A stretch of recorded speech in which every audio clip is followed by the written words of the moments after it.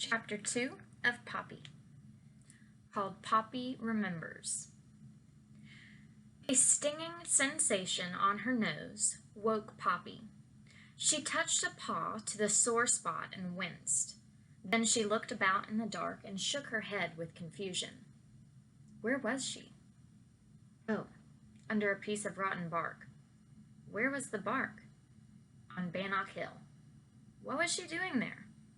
She had come with her boyfriend, Ragweed. Where was Ragweed?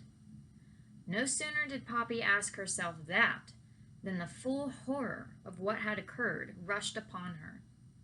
Ragweed dead. Eaten, probably. Poppy closed her eyes. The sheer ghastliness of the thought made it hard for her to breathe. Then, recalling how close she had come to the same fate, she checked herself for other injuries. Though her plump, round belly was white, the rest of her fur was orange-brown. She had large ears and dark, almost round eyes, full whiskers, tiny nose, pink toes, and tail. Even for a deer mouse, Poppy was rather dainty. Upon examination, everything, except the nose, seemed to be intact. She stole a look out from under the bark and considered her situation. She was on Bannock Hill alone and without permission. Oh, how she wished she were home. From her earliest days, just a few full moons ago, her parents had been teaching their litter about Mr. Oakax. She recalled how they had lined up all 12 of them to take instruction. Mr. Oakax has been about for ages, her father, Lungwort, lectured in his sternest voice. He was a rather stout fellow with elegantly curled whiskers and slightly protruding front teeth. His crowning glory was an ivory thimble he had found, and which, ever since, he had worn as a cap. Mr. Oakax has been here longer than any mouse's living memory, Lungwort continued. The territory of Dimwood belongs to him. Mr. Oakax is king. And he protects us, said sweet Cicely, Lungwort's wife and Poppy's mother. That's the most important thing. Sweet Cicely was a small creature even for a deer mouse, with soft, pale eyes and a nervous habit of flicking at her ears with her paws as if they were dusty. Protects us from what? Poppy remembered Ragweed asking. An outsider he had taken to hanging around the family. He was always asking for answers. Why do deer mice live here and not there? Why do you folks eat this and not that? Why is your fur dark on top and white on the bottom when mine is golden? Why couldn't it be the other way around? Though these constant questions could be irritating, Poppy had to admit that she had often wondered about the answers. Curiosity, however, was not something her parents encouraged. Poppy admired Ragweed's persistence. Mr. Oakax protects us from creatures that eat us, Lungwort answered gravely. Raccoons, foxes, skunks, weasels, stoats. One by one, he displayed pictures of these animals. Most important, he protects us from porcupines, like this one. He held up a lurid portrait of a huge black-nosed beast covered with gruesome spikes. Blood seemed to drip from his snarling mouth. The young mice gasped in dread. Oof, I'm stumbling over my words, sorry.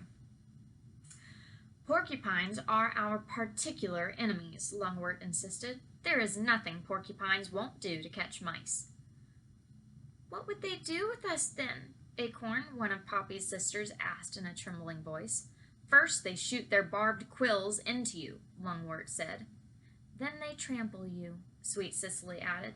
Finally, Lungwort concluded, they break you into little bits and gobble you up. Now it was terror the young mice felt, all except Ragweed. Lungwort, he demanded, other than that picture, have you ever seen a porcupine? A real one? Not precisely, Lungwort snapped. But let me tell you something, Ragweed. I'd be more than thrilled to get through my whole life without ever seeing one. After all, Mr. Oakax has seen porcupines, often, in private conversations with me. Mind, these are actual personal experiences I can verify. He informed me that porcupines are not only extremely dangerous, but also devilishly sly. Take note that this judgment comes from a powerful meat-eating bird. The point is, Mr. Oakax protects us from porcupines. It was he, in fact, who was kind enough to educate us about them as well as supply these pictures. Then how come you have to worry about this dude Oakax too? Ragweed pressed. Struggling to control his temper, Longwort tapped his thimble cap down over his forehead. Fuming, he replied, Mr. Oakax protects us from vicious porcupines only when we accept him as our ruler. That's why. All he requires is that we ask his permission whenever we move beyond the immediate area of Grey House. We have freedom to go about the old orchard up to Glitter Creek. We can do the same for Farmer Lamount's fields. At our own risk, of course. Life is full of danger. Go beyond, however, and we need to get Mr. Oakax's permission. What's his reason? Ragweed persevered. Sweet Cicely, brushing her ears, sighed with exasperation. How Poppy, her own daughter, could take up with such an ill-mannered ruffian was beyond her understanding. All the same, she said, Ragweed, as Mr. Oakax has patiently explained to my husband, he needs to know if we're moving about so he won't mistake us for porcupines. Asking permission is a small sacrifice to pay for our safety. Longwort nodded his agreement. That owl, he pointed out, has incredible vision and hearing. He can hear or see anything, even in the dark. And a good thing, too. Porcupines prowl at night. Move like lightning, Mr. Oakax says. Shoot quills without asking questions. Kill without mercy. No, my boy, we don't argue with Mr. Oakax. He's our protector. If we disobey him, break his rules, and I can't say I blame him either, he gets upset. What'll he do then? Asked Leaf, one of Poppy's brothers. Here's a picture.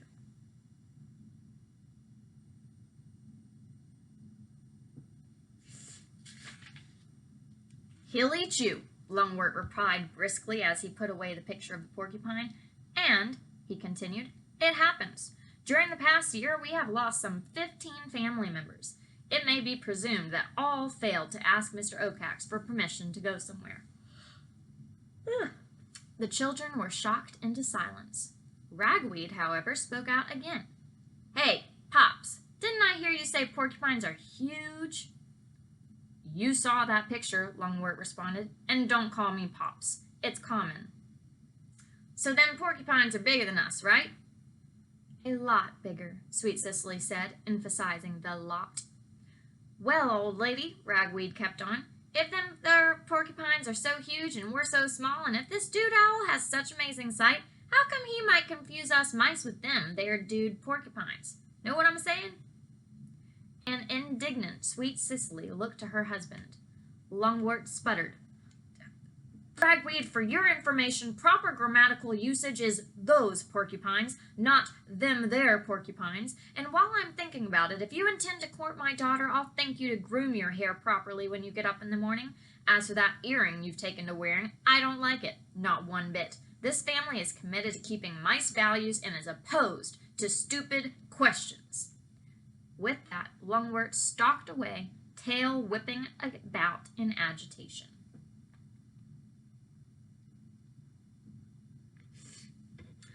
On Bannock Hill, Poppy remembered it all. She also remembered it was Ragweed who insisted they come up the hill, but that he absolutely refused to ask Mr. Oakax's permission to do so.